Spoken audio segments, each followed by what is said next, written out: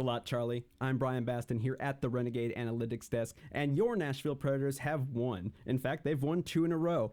After a game that was unnecessarily close between Vancouver a couple days ago, Nashville showed up to play San Jose, and through 2 periods, it looked kind of evenly matched, even if it wasn't on the scoreboard. But in the 3rd period, the Nashville Predators found that offense and exploded en route to a 6-2 victory. Now, Nashville has looked pretty good as of late on offense, scoring 5 goals against Vancouver, 7 goals against Florida.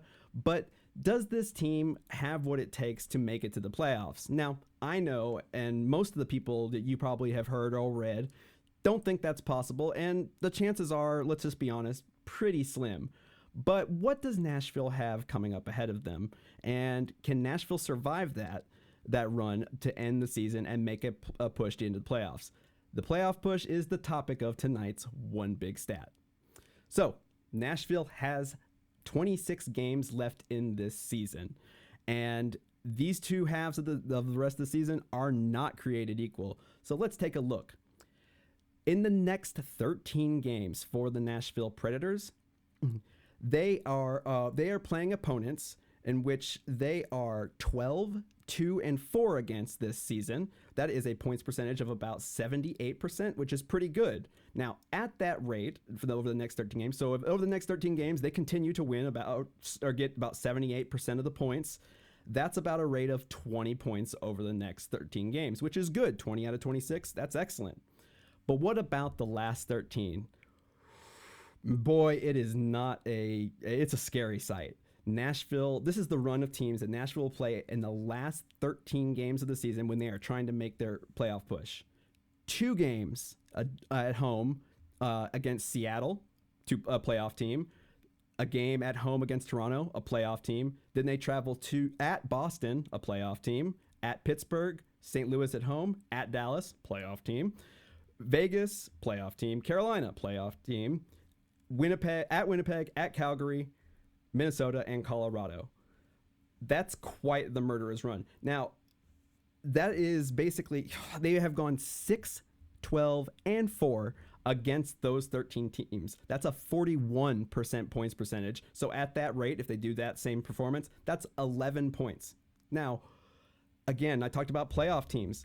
Those first 10 games, Nashville has 2 games against teams that are currently in playoff position. The LA Kings, which they are 1-0-1 against this season, and the Rangers, which oddly enough, they're 1-0-0.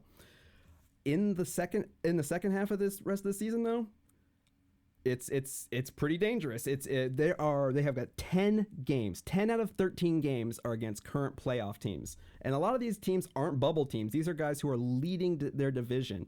So if we look at that, so Nashville, if they can swing those same percentages, so if they can do about 78% in these next 3 games and then just 41% in the last 13, that projects them for 31 points thereabouts, which in addition to their 62 they've got right now, that would put them at 93 points, which feels odd because it doesn't feel like they'd be able to get there. But remember, 31 points and they've got 52 outstanding. So they've got to be pretty good, and they've got to be better than what they are right now, which is mediocre.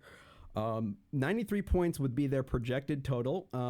But last season, they had 97 and made the playoffs. Now, should they have made the playoffs last season? Maybe. But the West is a little bit more of a kind of a toss-up this year, not compared to the East where everything seems like it's locked down.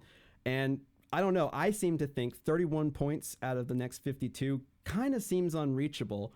And if anything's going to stop that and make me true, it's going to be those last 13 games. Now, again, this is also assuming that they can get 78% of those points against the next 13 against teams like Arizona, Pittsburgh, Florida again. They've got at Detroit, or they go to Detroit. They've got Winnipeg. I mean, these are games that are not going to be easy. And so it's not looking great. Now, we can say, these are the records. This is what's good.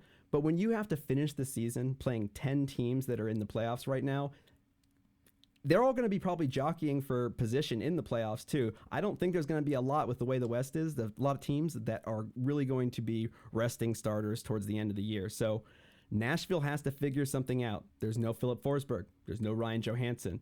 There's no Alex Carrier. And right now, we don't know if there's going to be a Juuso Parssinen.